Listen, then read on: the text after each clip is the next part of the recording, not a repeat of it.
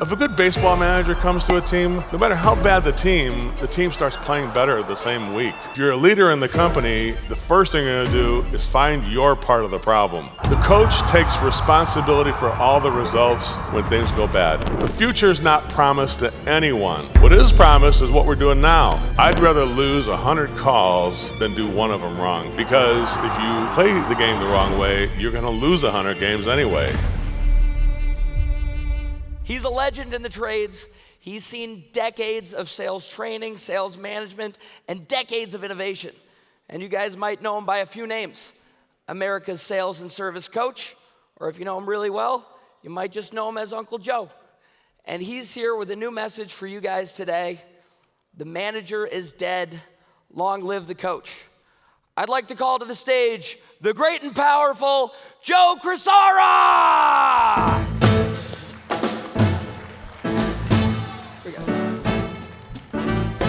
All right, everybody, wait a second. Wait, one more time. You guys ready to rock? Well, it's 1 for the money, 2 for the show, 3 to get ready now. Go, cats, go, now don't you step on my blue suede shoes. Or you can do anything, but don't go on my blue suede shoes. All right, how's that? Welcome, everybody. How's it going? All right, well, we have some great speakers today, and definitely I'm happy to be here. And so, today we are going to do a thing called Management is Dead, Long Live the Coach. And it's one of my passions, which is, management to me is a dead job. Basically, it's a job where we're focused on the past and KPIs. We'll talk about that in a little bit. And imagine being me. Being acknowledged as one of the best in the business and, America's service sales coach, as they say. But it wasn't always that way. I'm going to go a little bit here with some of the timeline about some of the things I have experienced that maybe you can benefit from as well, too. Number one, I was a technical geek when it comes to plumbing, heating, air conditioning, and electrical. I prided myself on being the very best. And so I'm like a unicorn.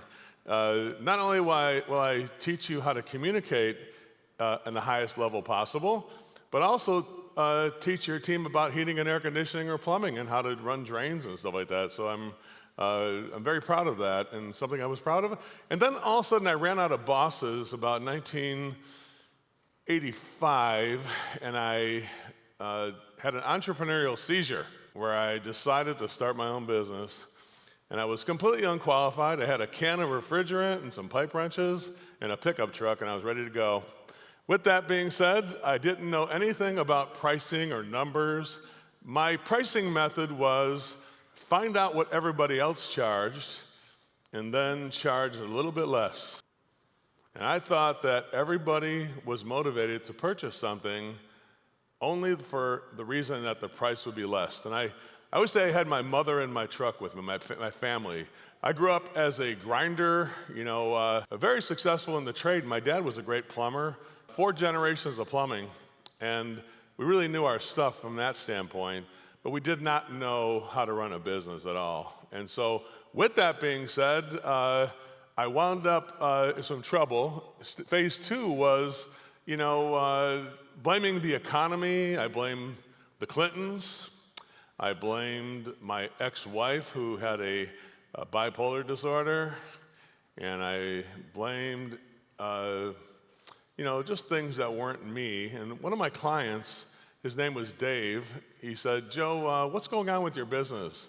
How's business going? And I said, business is going great, Dave. And he said, really, Joe? Because I noticed you got 17 trucks. I go to the coffee shop right across the street from where you guys, your shop is at.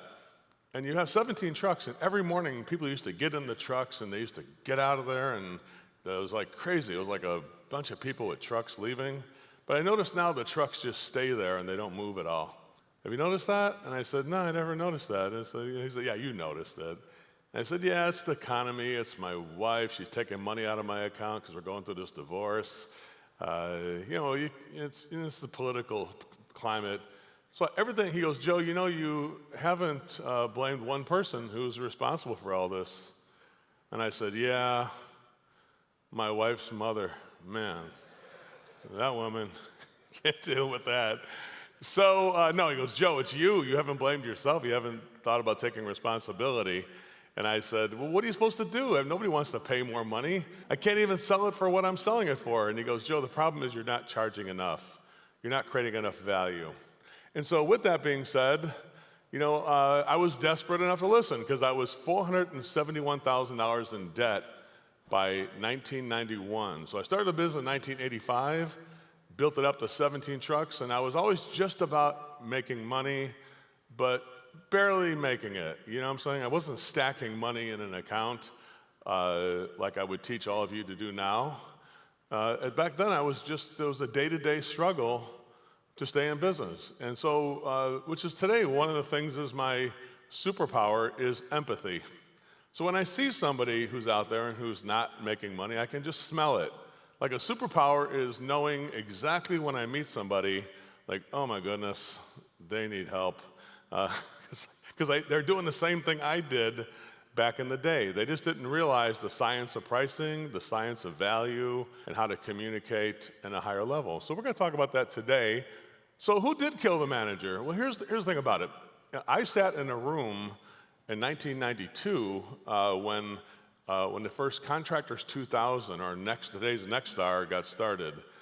They recruited a bunch of people to come to Buffalo Grove, Illinois, and they had Frank Blau was there, and Brian and Gordon Schroll, and we had George Brazil was in the room, and Mike Medalli, all these people who started Contractors 2000. And they asked me, Joe, would you want to buy into it? I mean, I could have owned Nexstar. All we need is $5,000 from you. And I'm like, dude, no way. I don't have $5,000. I can't afford that. And so what happened is that Nexstar did do a great job, and they still do, at knowing the numbers and the KPIs and that part of it. And I'm happy to report that Nexstar has morphed into something even better than that. Because back then it was only about the numbers and putting the numbers in front of people. And so who killed the manager? Number one is the obsession with the KPIs. I mean, Ellen Rohr is a really great friend of mine. And the KPIs is when she gets buried in her grave, it'll have KPIs on her headstone. I'm pretty confident of that. She's a great person, but unfortunately, the KPIs alone don't get it done. It's like going to a baseball game or a football game and seeing your team is losing. And then what's missing about the score only? To change the score is the idea behind coaching and why management is truly dead. Because management would be like going to a football game and saying, oh my God, our team is losing 42-7. Man, you know what we need is a new scoreboard operator. That score sucks. We got to get somebody who puts a better score up there for us, right? So the KPIs don't change unless the behaviors of the people on your team change. I know it sounds really simple, like I'm talking to a 5-year-old, but sometimes people need to get that message. Knowing the numbers are important. Overthinking the problem, like who's going to talk to Billy about what he's doing out there? Oh my God, he never listens to anybody. Yeah, but somebody's got to talk to him. I don't know. I don't know. I don't think he'll listen to me. And so now we overthink it. Like, if we tell him, though, maybe he'll quit. I don't want to talk to him. We avoid conflict. Does that make sense? We have people who are not performing, and because we're not informed on what to do with somebody like that, we don't have an answer. And so because of that, we start thinking, what am I going to do? Bring him in here and tell him how his performance is not up to par? And he's going to say, so what? I've been here for 15 years. Or he'll bring up some other thing that has nothing to do with the numbers. My wife's pregnant. You know how it is. I got bowling on Wednesday nights. And softball on Friday, on Tuesday nights. Well, I'm really not good on Wednesday or Thursday. And something like that. That's the thing. So we get sidetracked by things that have nothing to do with the actual problem. Does that make sense? I call it a scam. A story, con, assumption, and the mindset of a loser.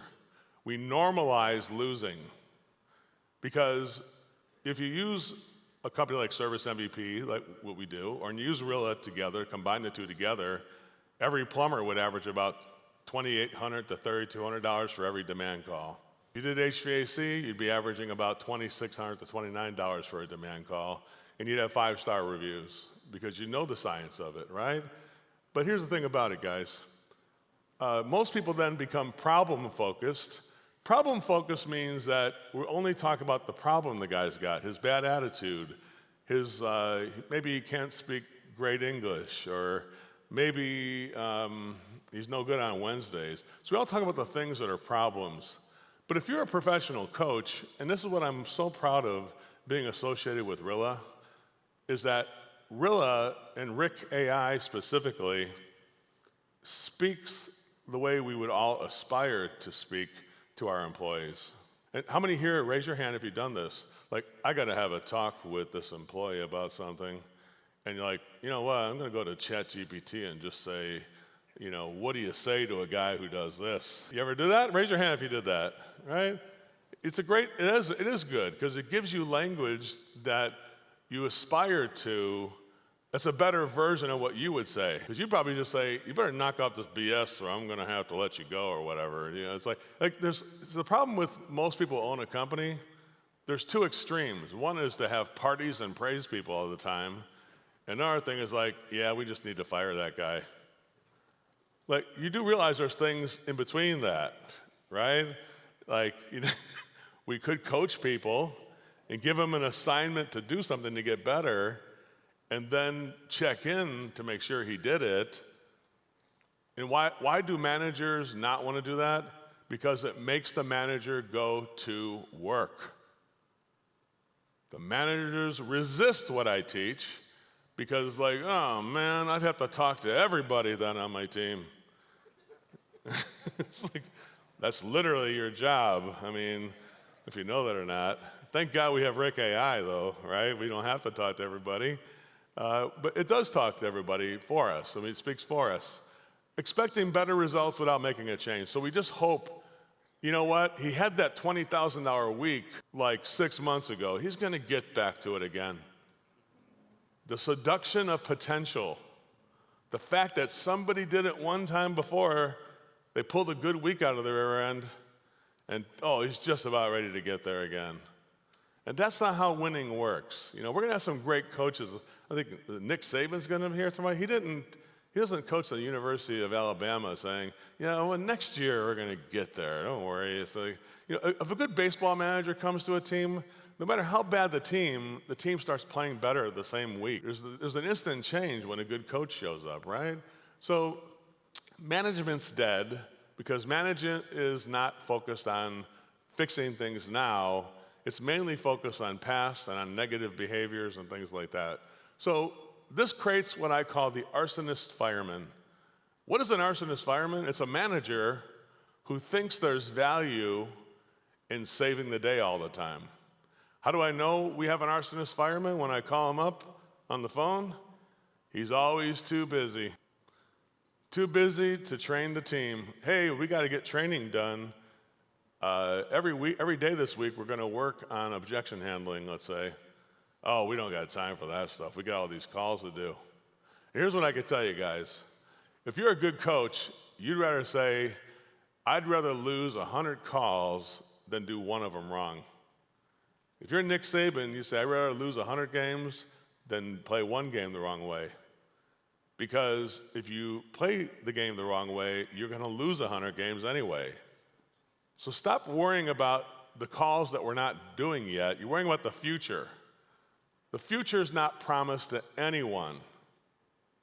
What is promised is what we're doing now. And so the problem is the arsonist fireman says we don't have time for training.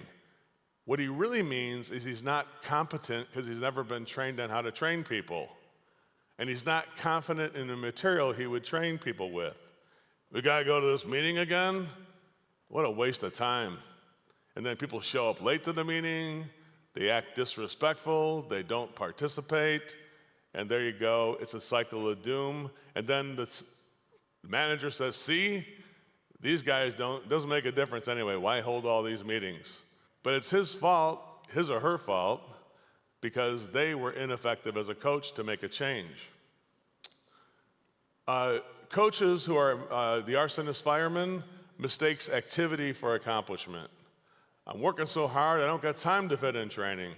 I don't got time to do the research to make training tests and things like that. Telling isn't training, testing is training. Does that make sense, everybody? So here's the thing about it. Here's a pro tip for everybody today. Go home with this one thing. If you only get this one thing from the entire days that you're here, here it is. This is the money shot right here.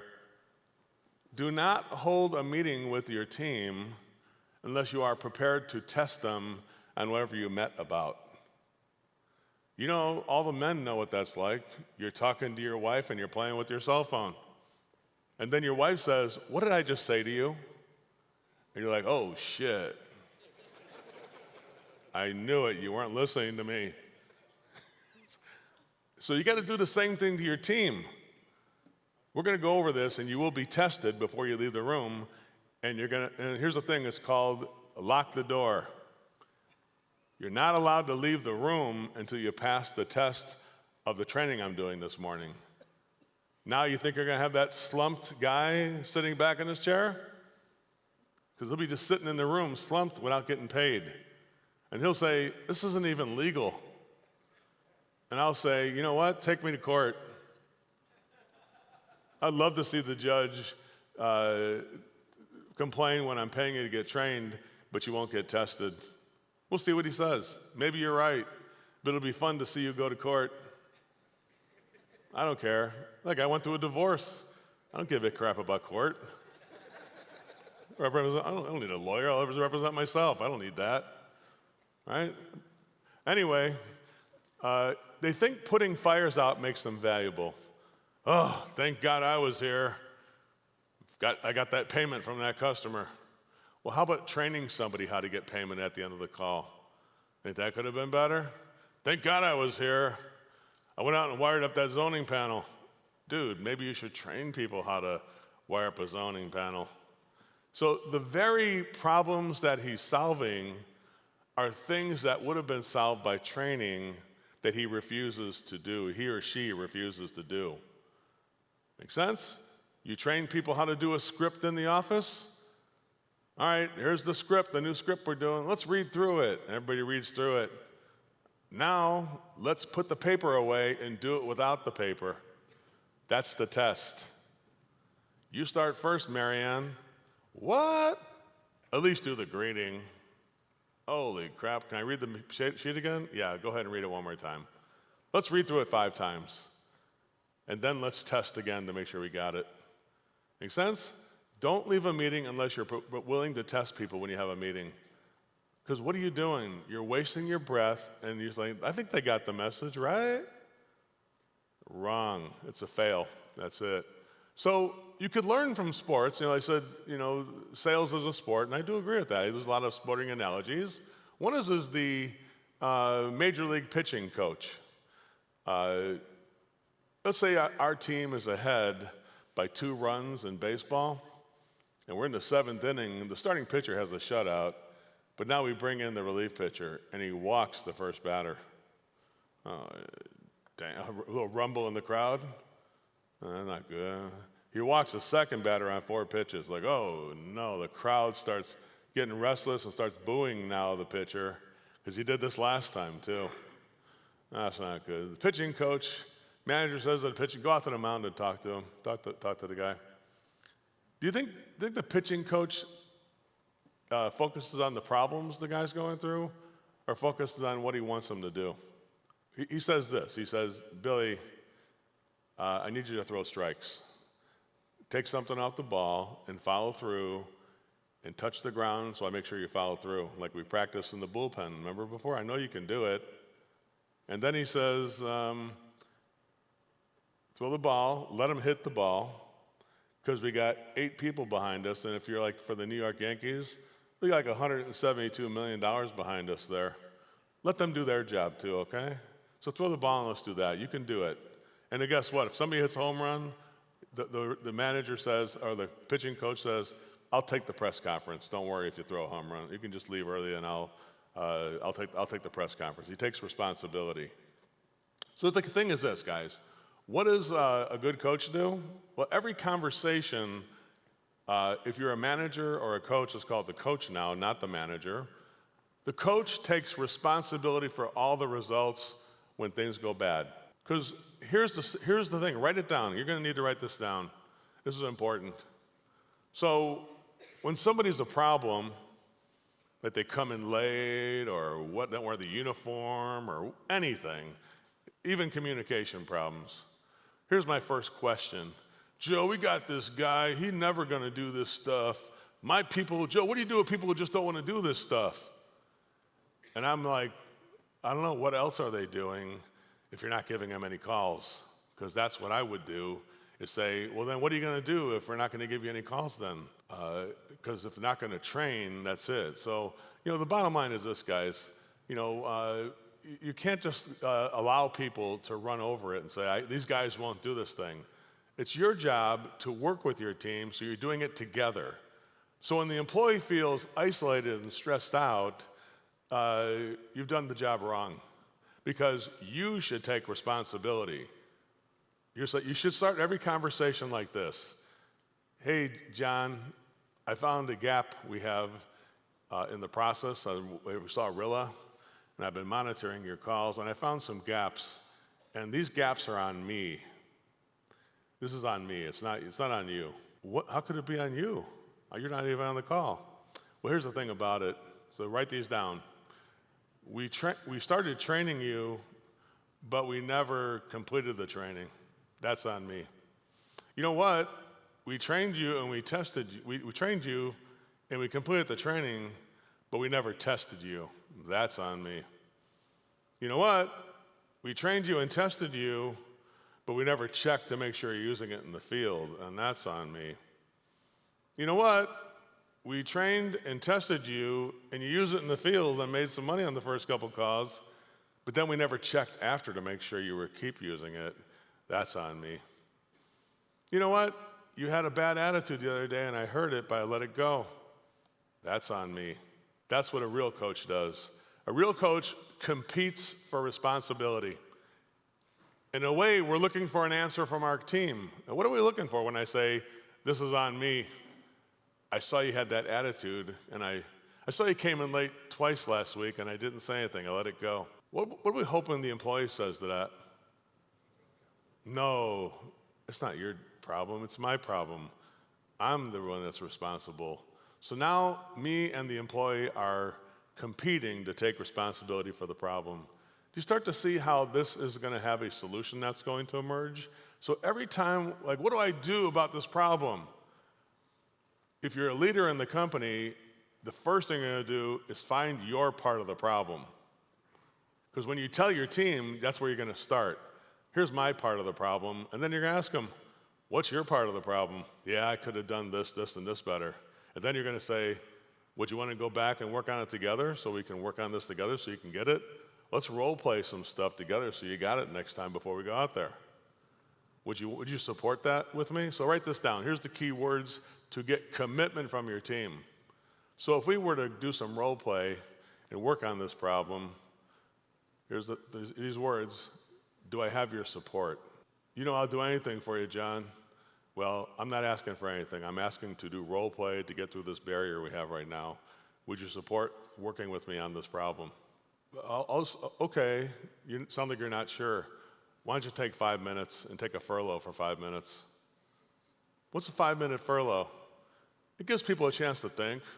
Here, take your cell phone and put it in the drawer. You're not going to need that while you think. Think about when I come back if you're fully committed to what we're trying to do, which is help you become successful, help you work as part of the team, and help you make value for the customers. That's what we're trying to do. So what are the 3 motivations of the coach? To help develop the employee so he has resources for his family. To help the team work together as one unit. To help the client get value in everything we charge for, even if it's exorbitant. But the service is better and much, much higher than the level of commitment, level of price we charge. Make sense? That's that. Coaching is proactive and skill-focused. And when I say focusing on skills, it means working on it. Don't talk about it. That's lip service.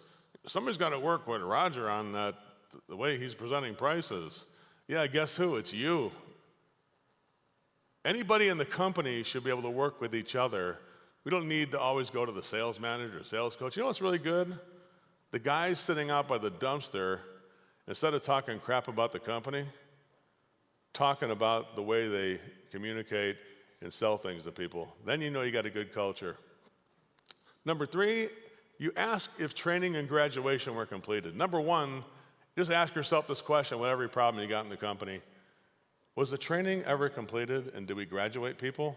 Did we test them in front of all the other employees to make sure they got it down?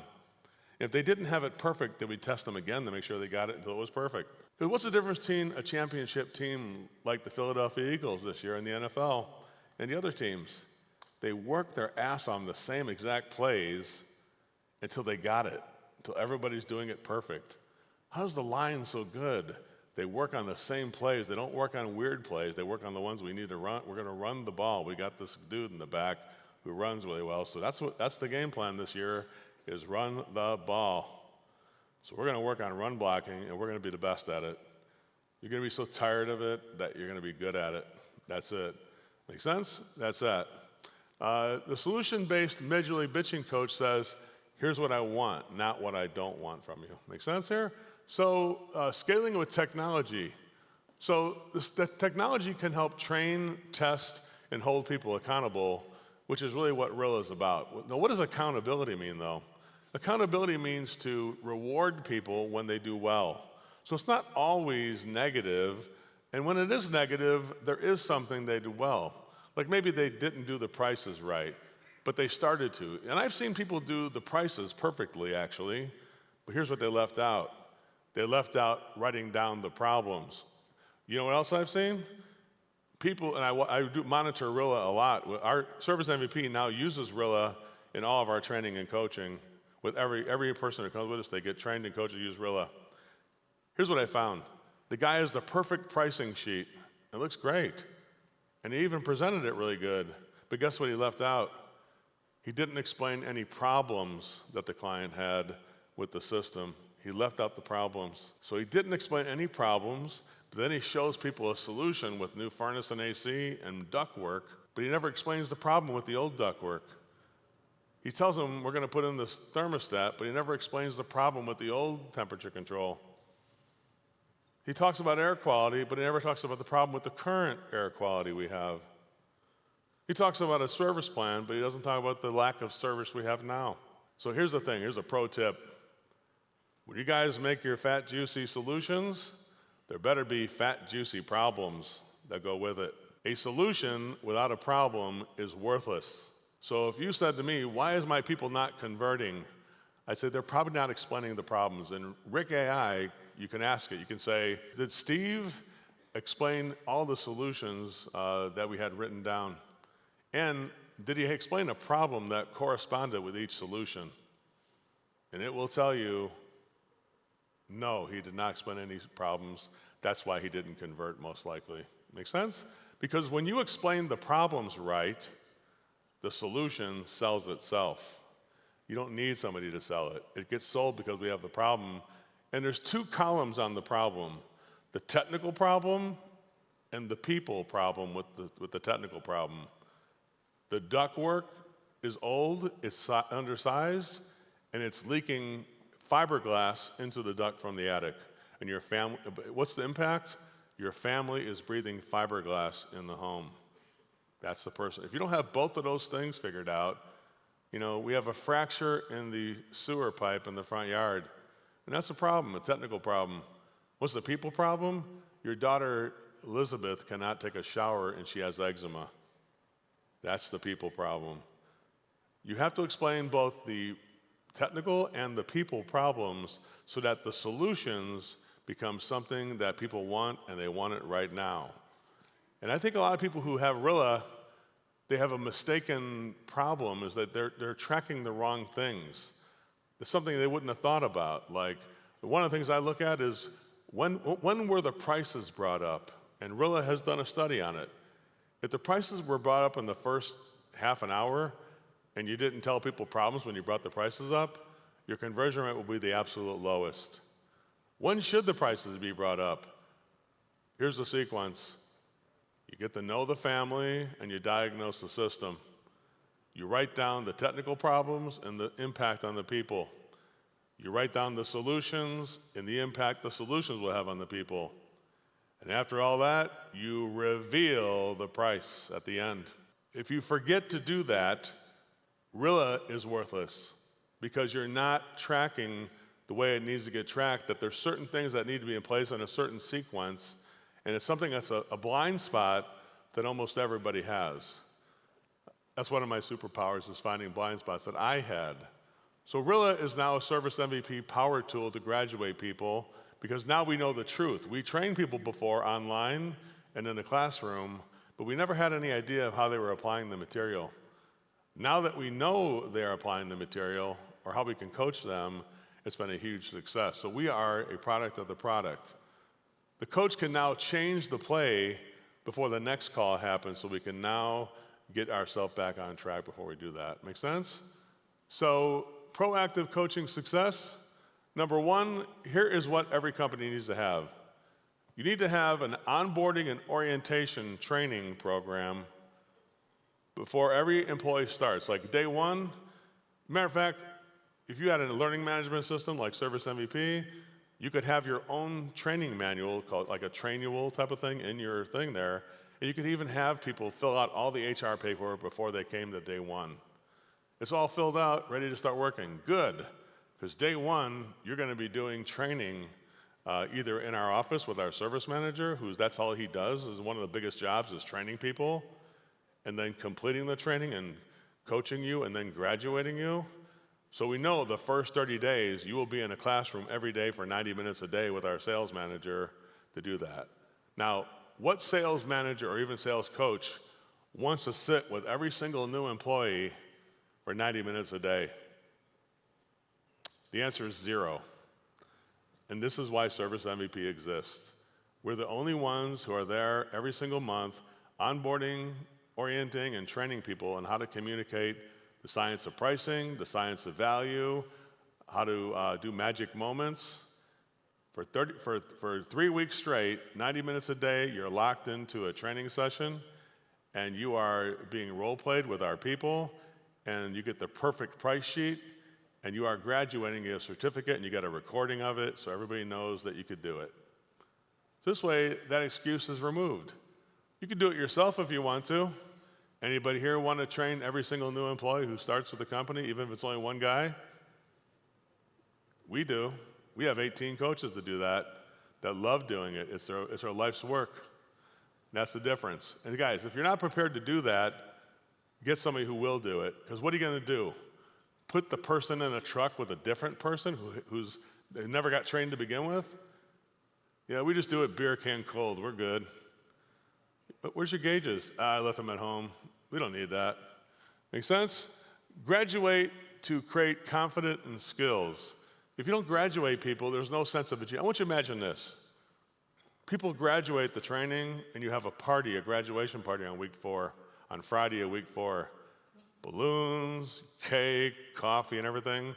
And we play the video of the person who graduated, whether you do your own video or use us to do it. You play the video of the new employee going through the entire process. And at the end of it, all the old employees get up and give the new employee a standing ovation. And then the owner of the company comes up with a certificate and takes selfies with them.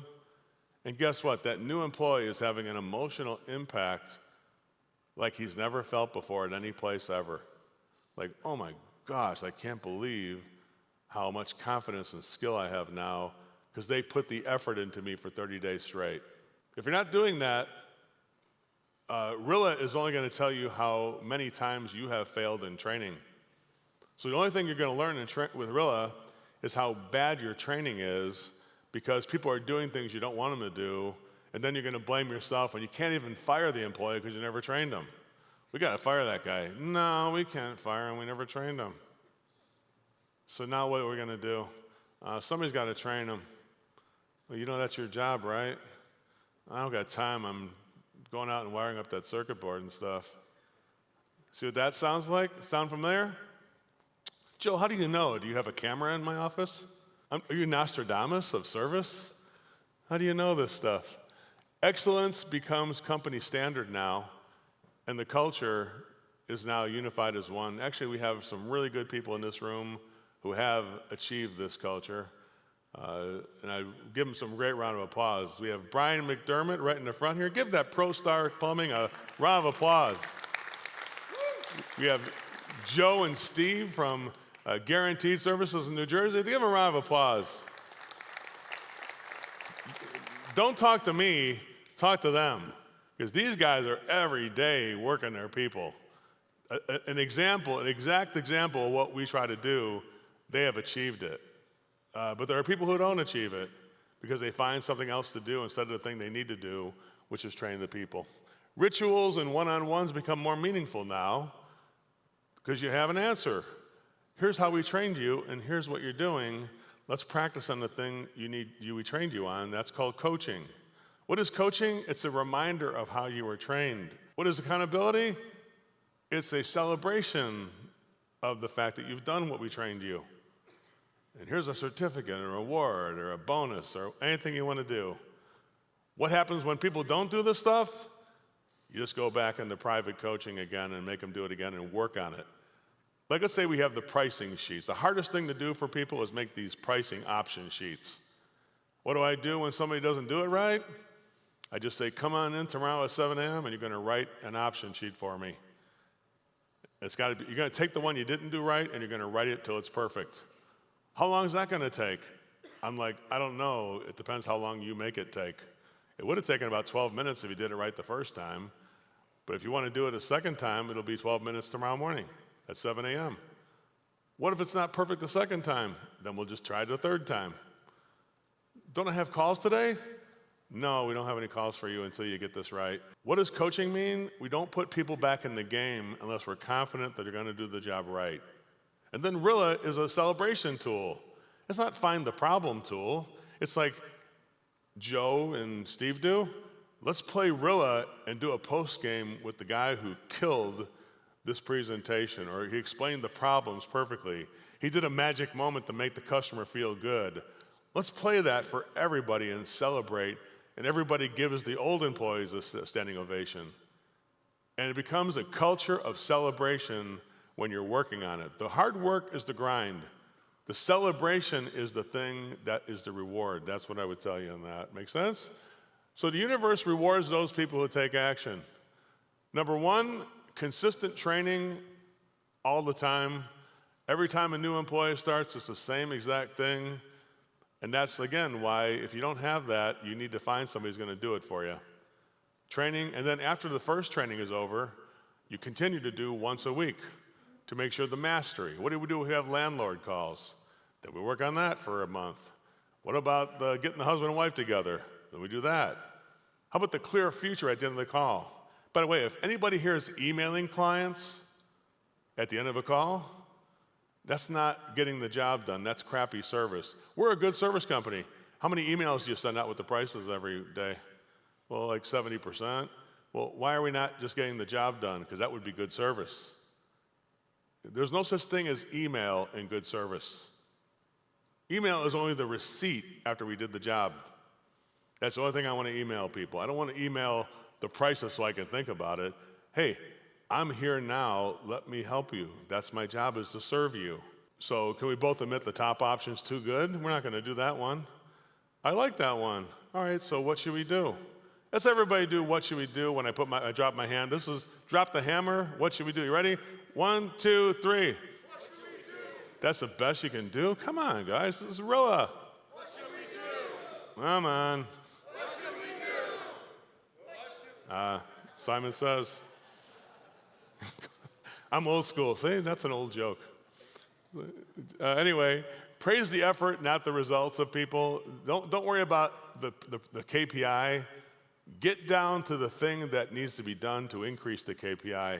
Stop focusing on the KPI so much, right? Celebrate both the progress and the lessons learned. If we did make a mistake and we screwed something up, Tell people he found the perfect system to get the client to think about it and not get the job done.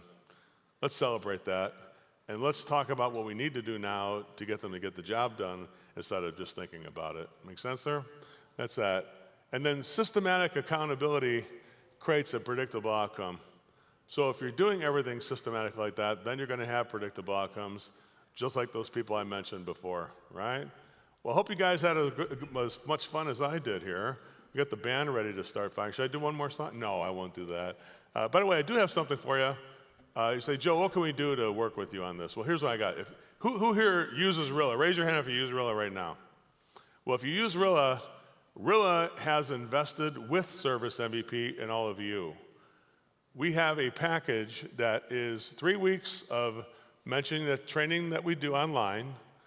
We have ServiceMVP benchmark Rilla trackers put into it, so those things I talked about would be tracked, and you'd be a better coach.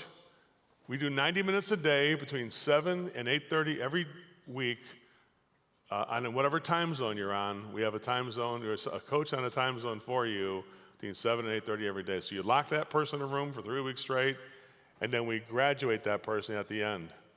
All the students are coached with Rilla to make sure that they're doing what we train them to do. The value of this thing, we do the price objection, you get a video, and it's all inside the ServiceMVP app. And it's free if you book it at this event for 5 students. That's $12,485 that you're getting for free if you're a Rilla client and a not ServiceMVP client. Isn't that amazing? Now, why don't you try a few people and give it a shot, right? See if we do better than you do. I know our average student does about 3.8 times, 380% higher average invoice after they use us. Let's see if you do it and we do it, and see who can do better with that. Now, if you don't want to do online training, we have another thing, option 2, 5-day total immersion in Culver City, California. Joe Crisara himself will do it. We'll give you 2 tickets to a live event, which cost about $4,000 each, so $7,994. It's free. I'm not selling anything. I want you to experience what coaching looks like at the highest level possible. And then if you want to just take it and leave, it's all up to you. You can do that. If you want to take it and stay, well, I'd be happy to hear that too. You know what? Let me just say one thing. I just want to say how much my life has changed since the day I met Sebastian Jimenez and all the people here at Rilla. Thank you for the effort that all of you make every day to grind it out and help our country, serving our country and in the attic and crawl spaces, behind the walls, helping people. And thank you for the opportunity to be here today. I really appreciate it. Thank you guys so much. I appreciate you. Joe Crisara. Joe Crisara, ladies and gentlemen, one more time. USA!